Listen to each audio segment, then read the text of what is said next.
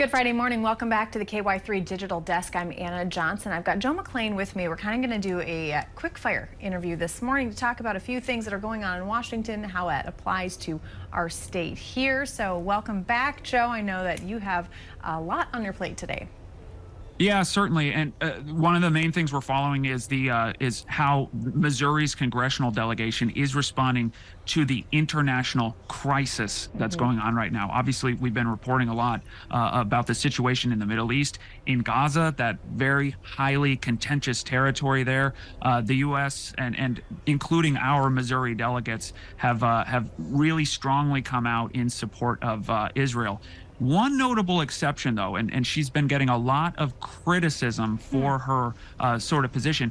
Representative Cori Bush, described as sort of a far-left Democrat in Congress from the St. Louis area, she was criticized for really calling for de-escalation, while most people were calling for it, to support Israel and really to support Israel in a big military response. Representative Bush kind of made it a point to say not all Palestinians are Hamas, and we need to call for a de-escalation of violence. We need to protect both innocent Palestinians and innocent Israelis.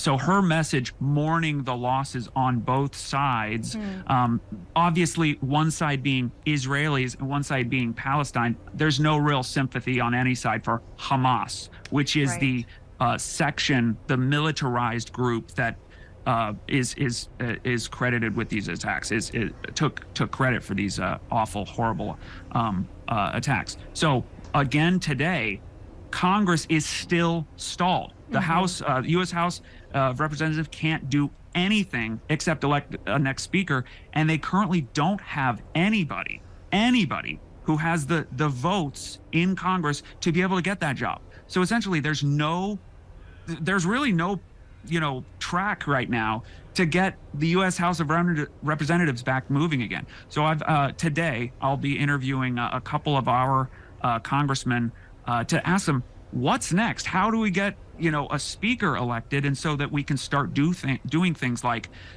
confirming an ambassador to Israel, which we don't have right now because of the stall in Congress. So I'm going to be asking them all about that. Plus, what's the status on the speakership election?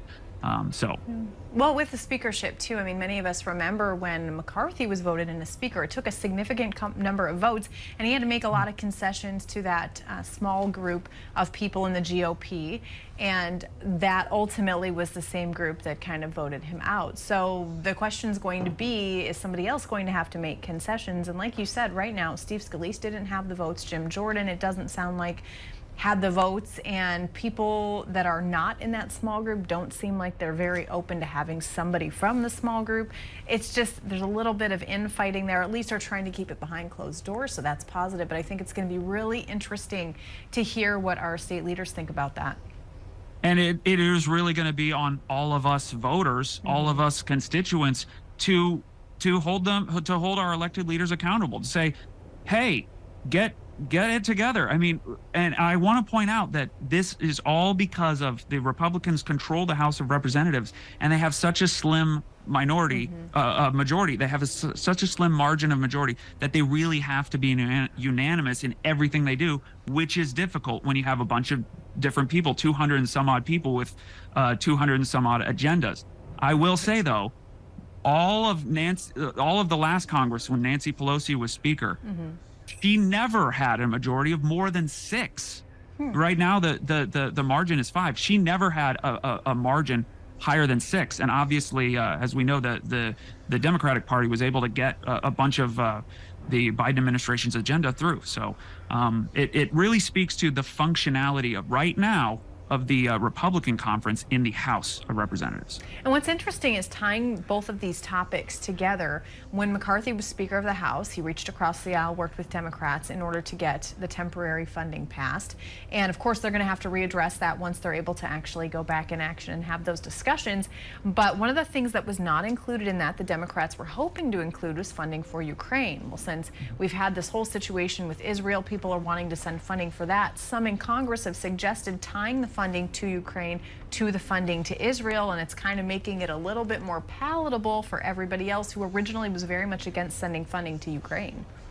Right, and I think the idea of the U.S. not supporting Ukraine, which many argue it is a U.S. ally and it is being invaded by a U.S. adversary. And obviously there is a lot of sentiment in the United States right now that is, why are we doing this? I don't think people quite understand where Ukraine, the position Ukraine is in and its relationship to the United States in terms of its ally status, and the relationship between Ukraine and Russia, and how the potential for destabilization of all of Western Europe if Ukraine is not successful in fighting off this Russian invasion. I think it's wise for people to think about these things in completely different areas, because they're both crises, they're both U.S. allies, they're both under attack, if that makes sense. So I would characterize that as a false equivalency, just based on these are two separate situations. They both have, U.S. interest in them, and you can the argument can be had of how much aid to send, how much U.S. involvement, but to think of we have to give up U.S. involvement in supporting Ukraine in this conflict in order to support Israel, I think that's a false equivalency, but that's just me.